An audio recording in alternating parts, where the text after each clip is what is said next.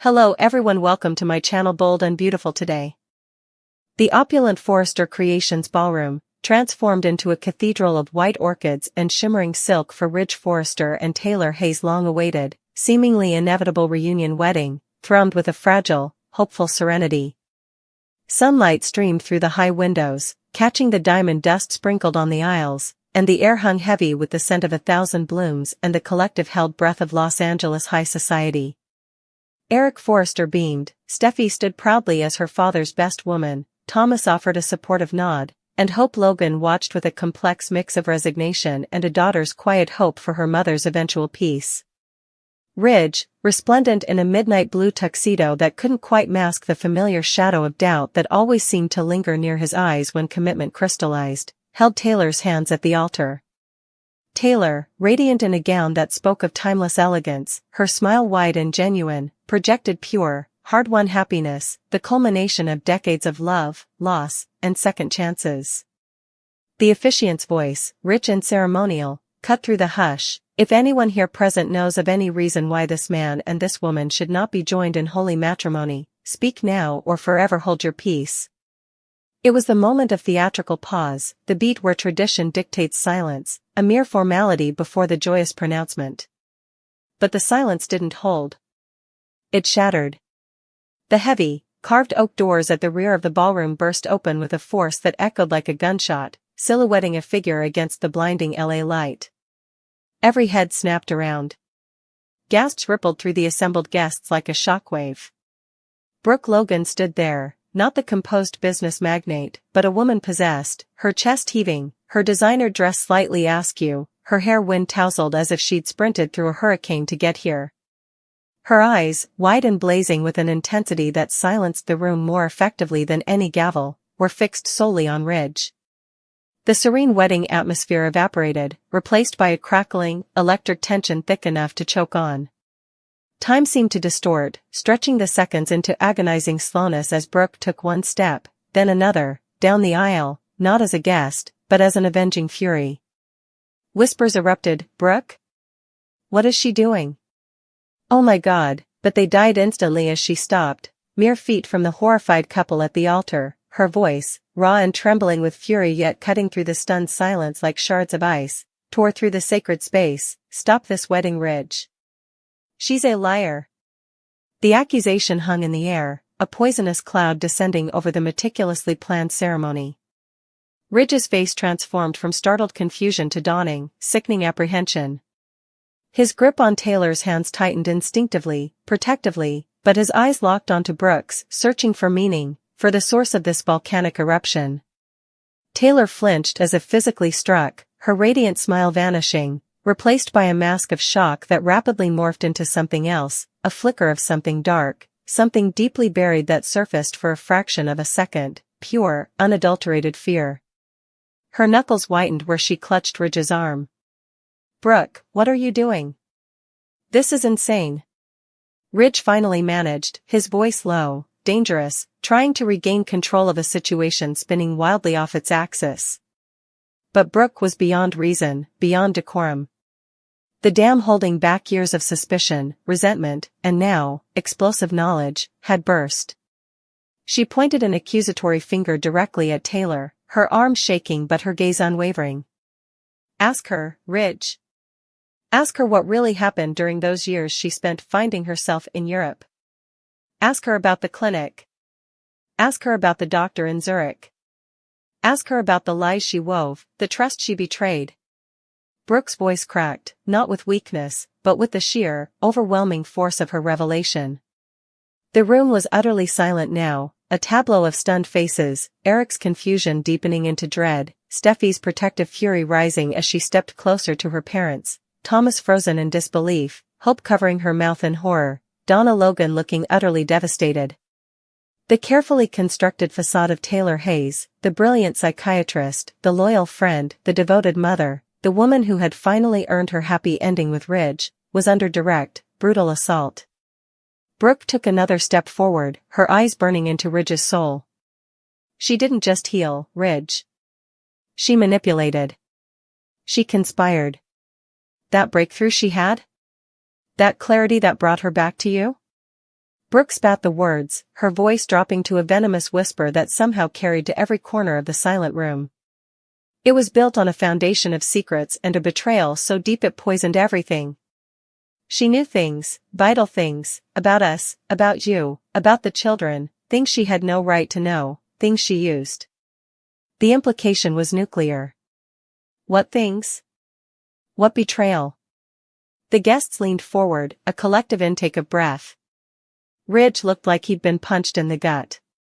He slowly, painfully, turned his head to look at Taylor, searching her face, searching for denial, for reassurance, for the truth. Taylor? What is she talking about? His voice was barely a whisper, laced with a terrifying mixture of confusion and burgeoning horror. Taylor's initial fear had solidified into a defensive panic. Ridge, don't listen to her. She's desperate. She's trying to destroy us, because she can't bear to see you happy with anyone but her. It's another one of Brooke's schemes. But the denial rang hollow, desperate, lacking the conviction Taylor usually projected. Her eyes darted away from Ridge's intense scrutiny, unable to hold his gaze, a tell as damning as any confession in this high-stakes moment. Brooke saw the flicker of guilt, the evasion, and pounced. A scheme? Is that what you call it, Taylor? When you sat across from me, playing the concerned friend, the understanding psychiatrist, all while knowing the truth about. Brooke faltered for a second, the emotional weight of the specific secret momentarily stealing her voice, the sheer magnitude of the deception threatening to overwhelm her. She took a shuddering breath, gathering every ounce of her strength, her voice regaining its cutting edge. About the circumstances surrounding Beth's birth? About Flo's involvement? About the cover-up? The name dropped like a bomb. Beth. Hope's stolen child. The central trauma that had ripped through both families. A fresh wave of gasps erupted. Hope swayed, Liam catching her, his own face pale with shock and dawning, furious comprehension. Steffi's hand flew to her mouth, her eyes wide with disbelief. Ridge went deathly pale. What about Beth? He demanded, his voice rough, his world tilting violently. Brooke's eyes never left Taylor's, which were now wide with terror, confirming the accusation before a word was spoken. She knew, Ridge. Long before any of us found out. She knew Flo was involved. She knew about the adoption scam, about Beth being alive. Brooke's voice rose, fueled by righteous fury and the agony of the revelation. She discovered it during her time at that exclusive clinic in Zurich. One of her contacts, a doctor involved peripherally or perhaps privy to the network, she found out. And she said nothing. 4 months. While Hope was shattered, while Liam was destroyed, while Steffi unknowingly raised her sister's child, while we all grieved and searched and lived in hell. Taylor Hayes sat on the truth. The revelation was monstrous. The betrayal, unfathomable. The ballroom seemed to spin. Ridge recoiled as if burned, finally releasing Taylor's hands, stepping back from her as if she were suddenly contagious. Taylor, is this true? The devastation in his voice was palpable, a raw wound exposed. Taylor was crumbling, tears streaming down her face, but they were tears of panic, of being caught, not of remorse. Ridge, I only found fragments. I didn't know the whole story. I was trying to protect Steffi. Protect you. I thought it was too late, that revealing it would only cause more pain.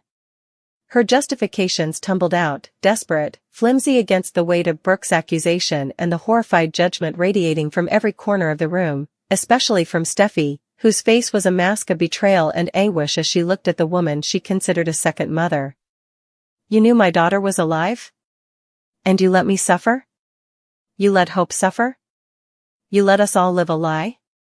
Steffi's voice was a broken whisper, then rose to a scream.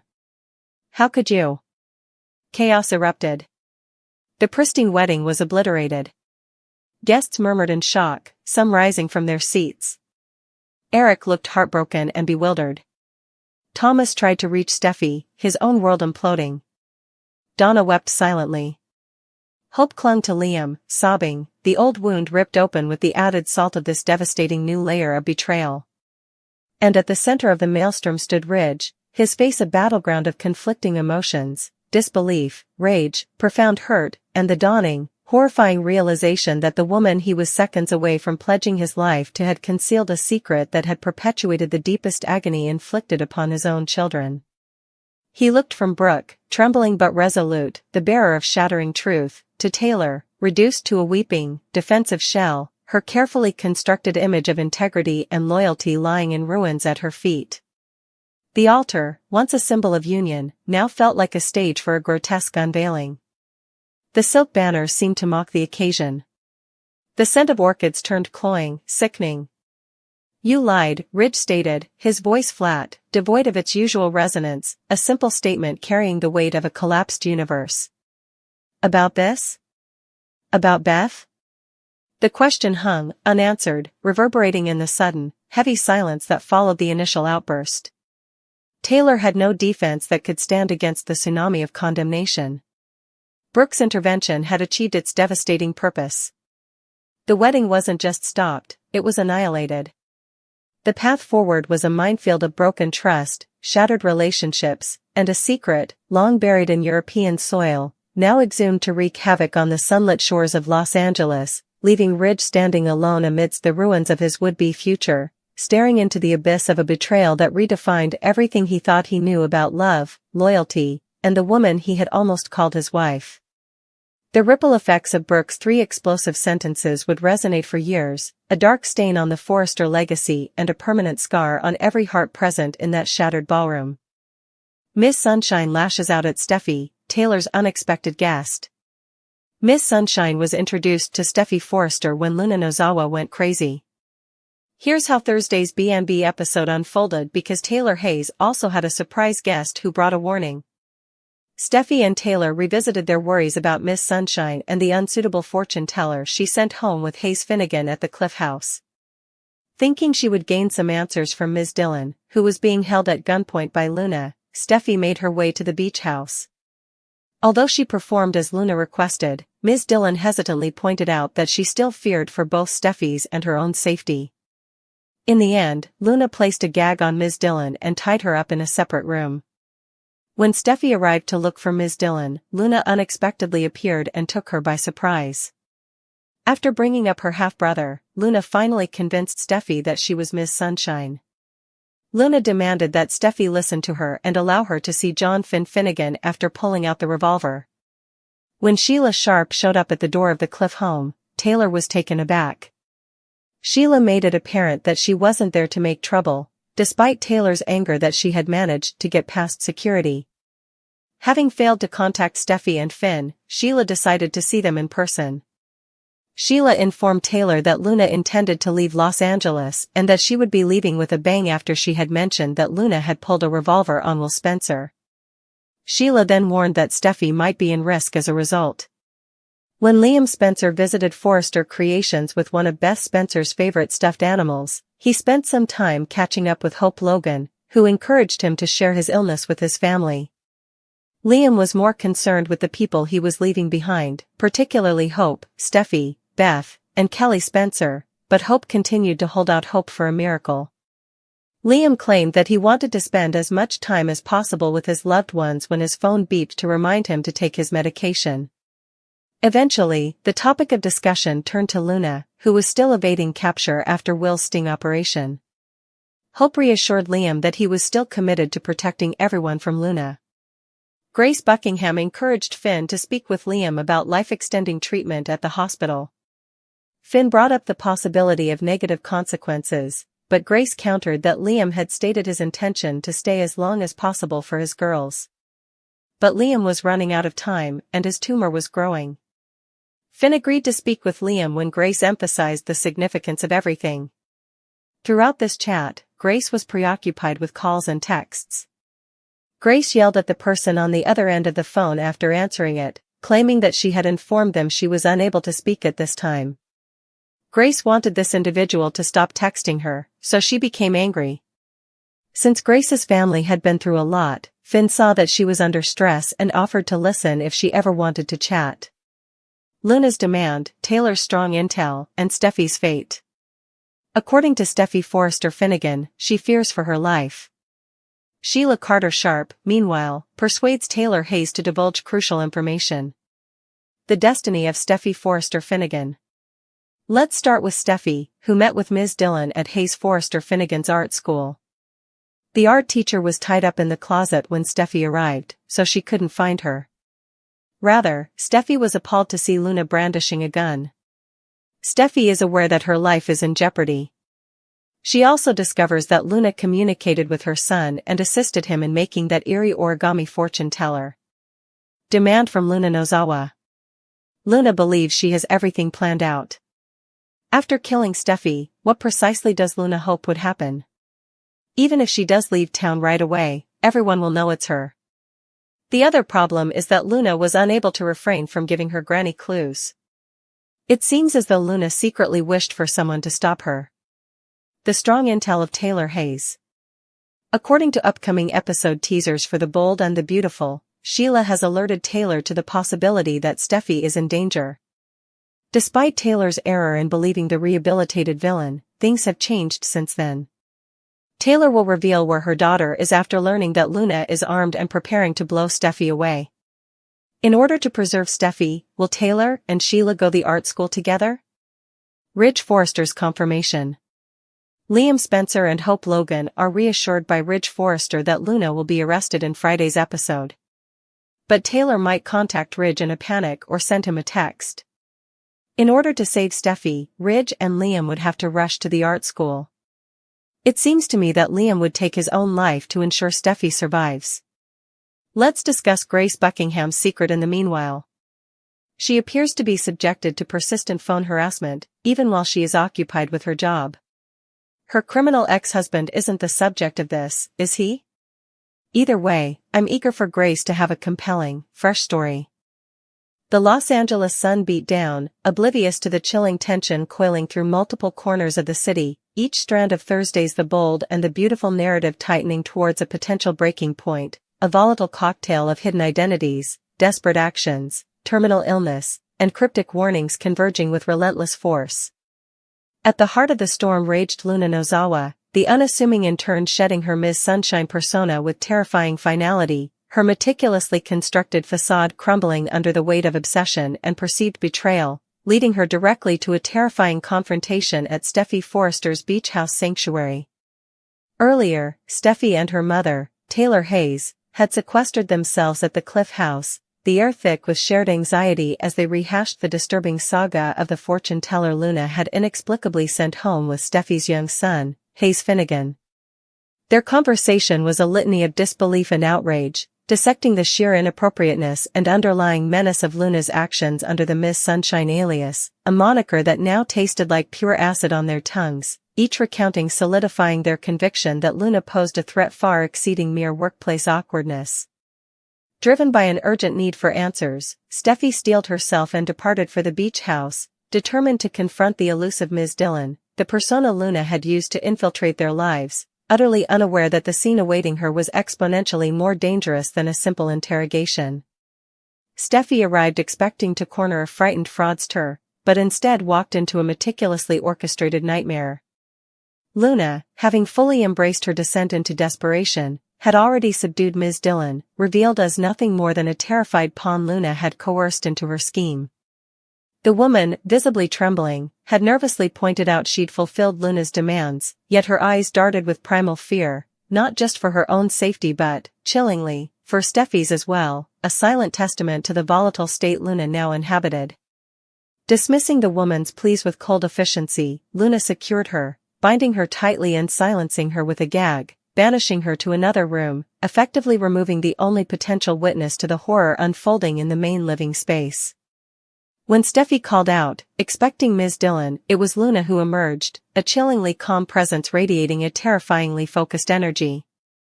The confrontation crackled with unspoken menace. Luna, shedding the last vestiges of pretense, mentioned her half-brother, a calculated revelation designed to trigger Steffi's understanding. The pieces clicked into place with horrifying clarity for Steffi, the Ms. Sunshine emails, the bizarre fortune teller incident, the obsessive behavior, it all led back to Luna. Luna confirmed Steffi's realization, the mask of Ms. Sunshine dissolving completely to reveal the raw, unhinged obsession beneath. And then, with terrifying swiftness, Luna produced the gun. The metallic glint in the afternoon light streaming through the windows was a stark punctuation mark to her declaration. Steffi was finally going to listen. Luna's demand was absolute, her voice vibrating with a dangerous mix of fury and despair, immediate, unrestricted access to John Finnegan. Steffi found herself cornered, not by a disgruntled intern, but by a woman armed and unhinged, her beach house transformed into a prison, her freedom and potentially her life hanging on Luna's volatile whims. While Steffi faced the barrel of a gun miles away, a different kind of shockwave hit the relative calm of the Cliff House. Taylor Hayes, still reeling from her earlier conversation with Steffi about Luna, was jolted by an unexpected and profoundly unwelcome visitor, Sheila Sharp. Taylor's initial reaction was a potent mix of disbelief and fury. Sheila Carter, the woman synonymous with chaos and violence in their lives, the woman whose mere existence was a threat to Steffi and her family, had somehow bypassed security and stood on her doorstep. Taylor's anger flared, demanding to know how she got past the gates, the violation feeling personal and deeply alarming. Sheila, however, projected an unnerving calm, insisting she wasn't there to cause trouble, a claim that rang hollow given her history. Her reason, she explained with unsettling directness, was simple: she couldn't get in touch with Steffi or Finn, so she came in person. As Taylor processed this, she mentioned the escalating Luna situation, specifically Luna pulling a gun on Steffi's brother, Will Spencer. This information seemed to confirm something for Sheila. Her expression shifted, a flicker of something akin to grim understanding, perhaps even a twisted maternal protectiveness surfacing. Sheila revealed Luna had confided in her about plans to leave Los Angeles, but chillingly added, she said she was going out with a bang. The implication hung heavy in the air. Sheila's next words weren't a suggestion, they were a stark, terrifying warning delivered with chilling certainty: Steffi was in danger. Right now. Taylor's world tilted. The abstract threat of Luna crystallized into an immediate, visceral fear, fueled by the grim pronouncement coming from the last person she wanted to believe, yet the one whose knowledge of darkness was undeniable. Sheila's visit, far from being a social call, was a harbinger of imminent catastrophe. Meanwhile, amidst the encroaching shadows of violence and obsession, a quieter, yet profoundly heartbreaking drama unfolded at Forrester Creations. Liam Spencer sought solace and connection with Hope Logan, bringing one of their daughter Beth's cherished stuffed animals, a small, poignant gesture laden with unspoken grief. Their conversation, while touching on everyday updates about the children, inevitably circled back to the relentless reality shadowing Liam, his terminal diagnosis. Hope, ever the beacon of optimism, clung fiercely to the hope of a miracle, her words pleading for him to explore every possible avenue, refusing to accept the inevitable. Liam, however, carried the weight of his prognosis with a heartbreaking pragmatism. His focus wasn't on elusive cures, but on the tangible, precious time slipping away. He spoke of the people he cherished most: Hope, Steffi, their daughters Beth and Kelly. The thought of leaving them behind was his paramount agony.